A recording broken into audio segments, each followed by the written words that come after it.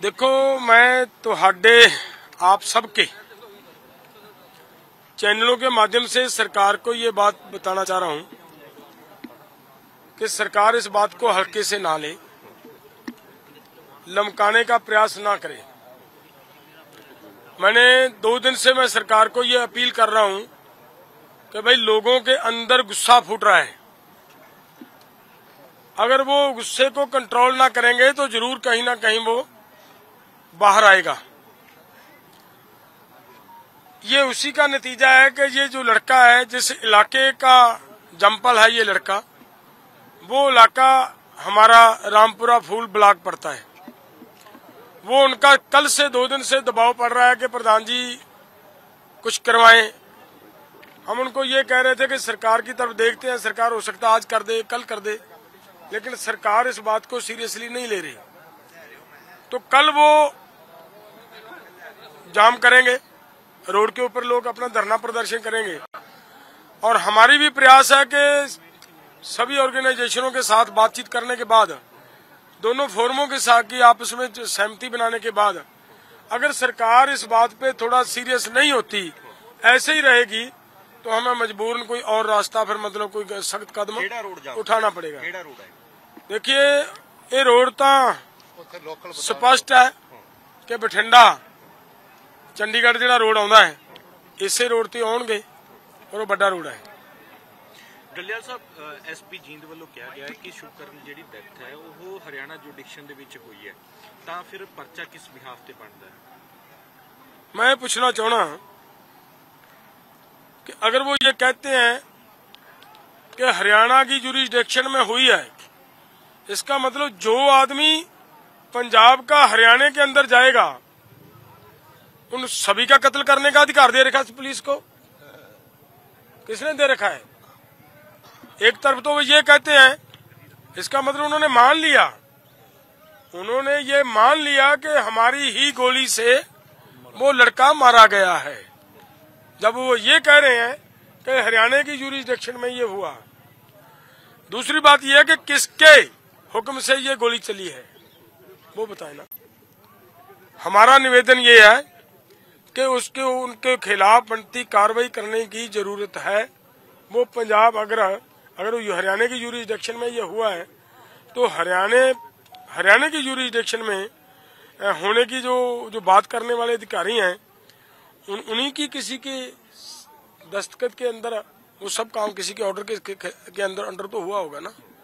जिनके ऑर्डरों से वो हुआ है, उन सबको कहाँ से ऑर्डर मिला? क्या उनको ये गोली चलाने का, सीधी गोली चलाने का अधिकार था? अगर था तो ठीक, बात मान लेंगे हम भी। अगर उनको अधिकार ही नहीं है, 2 दिन पहले तो उनका डीजीपी ये कह रहा था कि ना भाई, हमने तो वहां पे गोली चलाई नहीं है, उन्हीं का डीजीपी ये कह रहा था। तो इसका मतलब वो अपने ही जाल में खुद हरियाणा गवर्नमेंट फंस रही है। डलिया साहब, क्लियर हो गया कि शुभकरण दी जेडी डेथ है वो गोली दी लगन नाल ही हुई है। देखो, उसकी डेथ जो उसके सर पे वहां पे सुराख है, वो उस बात को क्लियर कर रहा है। वो तो सामने निकल कर आएगी, जब उसका पोस्टमार्टम होगा वो सामने आ जाएगी क्या हुआ है, उसमें कोई दिक्कत नहीं। पोस्टमार्टम नहीं करवा पाई, इसके पीछे क्या लगता है? नहीं, पंजाब सरकार पोस्टमार्टम नहीं है, वो तो पोस्टमार्टम का मामला तो ये है कि हमने ये कहा कि पहले एफआईआर तो होगी ना। देखिए, पोस्टमार्टम तब होगा जब एफआईआर लॉज होगी, तो एफआईआर लॉज करें, हम पोस्टमार्टम करवाने के लिए तैयार हैं। जब तक सरकार पोस्टमार्टम नहीं करती, तब तक उसका एफआईआर लॉज नहीं करती, पोस्टमार्टम करने का तो कोई उचित नहीं बनता। आपने चेतावनी भी दी कि सरकार ये ना समझे कि अगले 2 से 4 दिन में किसान आंदोलन खत्म हो जाएगा, जबकि हम देख रहे हैं कि इंटरनेट सेवा बहाल कर दिया है। खनौरी बॉर्डर से आगे जितने भी तमाम बॉर्डर जिनमें लगाए गए थे, धीरे धीरे उनको हटाकर सड़क के किनारे किया जा रहा है। ऐसे में तो लग रहा है कि सरकार कहीं ना कहीं ये मान चुकी है कि कहीं ना कहीं आंदोलन जो अब खत्म होने की कगार पर आ चुका है। क्या कहना चाहिए? इस सरकार का मान लेना अलग बात होती है, लेकिन हमारा मानना अलग है। सरकार इसको कुछ भी कह सकती है, सरकार जिस हिसाब से देखेगी हम उस हिसाब से थोड़ी चलेंगे ना। आगे प्लान, मतलब हमारी बैठकें होंगी 27 और 28 को, हमने मतलब बैठकें रखी है। दोनों फोरमों ने अपनी अपनी नेशनल मीटिंगें होंगी, उन मीटिंगों में से जो निकलेगा फैसला लेंगे, उस हिसाब से हम आंदोलन को मतलब और तेज करेंगे। ਡੱਲੇਵਾਲ ਸਾਹਿਬ ਇਹ ਸੰਭਵ ਹੈ ਕਿ FIR ਲੌਜ ਹੋ ਸਕਦੀ ਹੈ ਕਿਉਂਕਿ ਜਿੱਥੇ ਇੱਕ ਹਰਿਆਣਾ ਪ੍ਰਸ਼ਾਸਨ ਵੱਲੋਂ ਤਾਂ ਇਹੀ ਕਿਹਾ ਜਾ ਰਿਹਾ ਕਿ ਸ਼ੁਭਕਰਨ ਦੀ ਜਿਹੜੀ ਡੈਥ ਹੈ ਉਹ ਹਰਿਆਣਾ ਜੁਡੀਸ਼ੀਅਲ ਦੇ ਵਿੱਚ ਹੋਈ ਹੈ ਤਾਂ ਪੰਜਾਬ ਸਰਕਾਰ ਕੈਪੇਬਲ ਹੈ ਕਿ ਉਹ FIR ਲੌਜ ਕਰ ਸਕਦੀ ਹੈ। मेरा ये कहना है कि जिन्होंने मारा है वो कैसे FIR लॉन्च करेंगे। जिन्होंने हमारे 4 युवाओं को यहाँ से उठाकर पीटा है, उनके हाथ पांव तोड़े हैं, वो उनके खिलाफ कैसे मुकदमा दर्ज करेंगे। जिन्होंने हमारे कम से कम 20 के करीब व्हीकल तोड़े हैं, यहाँ तक कि हमारी मेडिकल सुविधाएं जो देने वाली वैन्स थी उनको तोड़ा है, वो उनके खिलाफ मुकदमा वही कैसे करेंगे।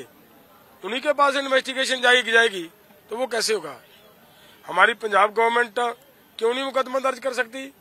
हमारी FIR लॉन्च करना तो पंजाब गवर्नमेंट की जिम्मेदारी बनती थी, वो करें। FIR आगे की बात है, अगर हरियाणा मानता है कि हमारी जुरिसडिक्शन में है तो वो हमारा वहाँ पे विरोध होगा, कौन उसकी इन्वेस्टिगेशन करेगा वो बाद की बात है, लेकिन FIR लॉन्च तो करना जिम्मेदारी बनती है सरकार की। अणपछाते ते जेकर FIR लॉन्च कर दो तो जथेबंदी सहमति होगी। अब तो क्लियर हो गया ना, अब तो वो क्लियर हो गया। उन्हीं का SP ये कह रहा है, अगर ये बात ठीक है कि भाई हमारी जुरिसडिक्शन में अगर उसका कत्ल हुआ, उसकी मृत्यु हुई है, तो फिर मतलब वो हमारे एरिया में आया तब हुआ, इसका मतलब तो क्लियर हो गया कि वही अधिकारी इसके जिम्मेदार हैं, उनके खिलाफ मुकदमा दर्ज होना चाहिए। ਪੰਜਾਬ ਦੇ ਪੌਣੇ 8 ਲੱਖ ਕਿਸਾਨਾਂ ਨੂੰ ਅੱਜ 6000 ਵਾਲੀ ਸਕੀਮ ਤੋਂ ਬਾਹਰ ਕੱਢ ਦਿੱਤਾ ਗਿਆ। ਉਹ ਸਕੀਮ ਖਤਮ ਕਰ ਦਿੱਤੀ ਗਈ ਹੈ। ਪੌਣੇ 8 ਲੱਖ ਕਿਸਾਨ ਪੰਜਾਬ ਦੇ ਨਿਕਲੇ, ਜਿਹੜੀ ਪ੍ਰਧਾਨ ਮੰਤਰੀ ਸਕੀਮ ਸੀ 6000 ਸਾਲਾਨਾ ਮਿਲਦਾ ਸੀ।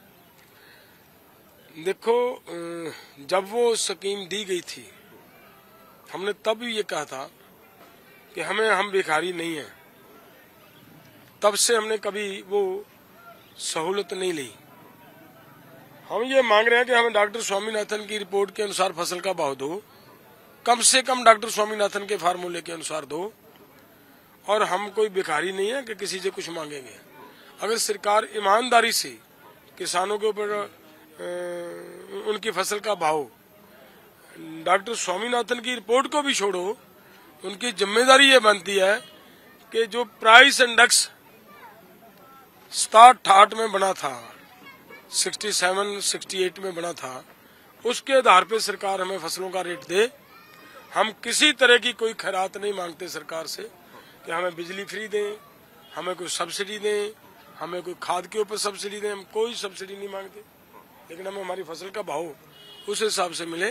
हम अपनी लड़ाई खुद अपने आप लड़ेंगे।